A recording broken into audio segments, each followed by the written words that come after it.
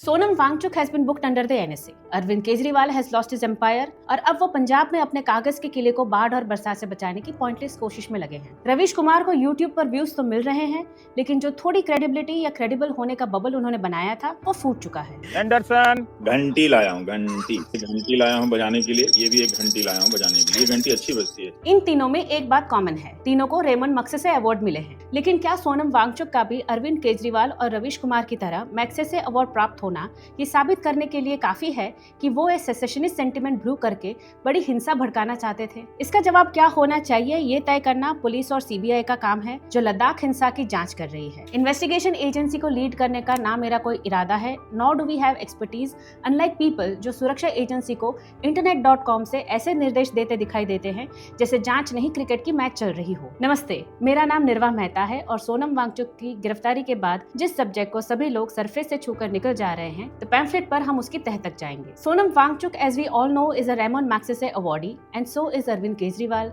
Ravish Kumar, Naxal ideologue Aruna Roy, comrade Deepak Pandey, etcetera etcetera. इस पूरे Magsaysay award debate discourse में दो बातें हमेशा छूट जाती है। पहला तो ये कि इस अवार्ड को प्राप्त करने वाले अर्ली इंडियंस कौन थे और क्या हमें मैग्सेसे अवार्ड प्राप्त करने वाले किसी भारतीय व्यक्ति की अनडिबेटेड हिस्ट्री मिल सकती है। इस बात को एंकर करे कि Magsaysay award is beyond just a trophy and the prize money. और दूसरा ये कि रेमन मैग्सेसे ने क्या क्रांतिकारी काम किया था कि उनके नाम पर अवार्ड शुरू किया गया, और उसी से जुड़ा हुआ सवाल कि रॉकफेलर फैमिली फंड ने क्यों इसकी शुरुआत की। ये वीडियो लंबा हो सकता है, लेकिन जो जानकारी हम आपसे शेयर करने जा रहे हैं शायद ही आपने पहले सुनी होगी। First things first, Magsaysay award प्राप्त करने वाले भारतीय में सबसे बड़े नाम की चर्चा कभी नहीं हुई। No, I am not talk about Vinoba Bhave. उनको तो पहला मैग्सेसे अवार्ड मिला ही था, लेकिन उनके कुछ साल बाद 1965 में जिन्हें ये अवार्ड मिला वो बड़ा नाम था जयप्रकाश नारायण। ये वही जयप्रकाश नारायण हैं जिनकी लीडरशिप में भारत का पहला सबसे बड़ा रिजाइम चेंज मूवमेंट हुआ था। मैं इस आंदोलन के मेरिट की बात नहीं कर रही। हमने इस आंदोलन से क्या हासिल किया और इसका क्या ड्रॉबैक्स रहा,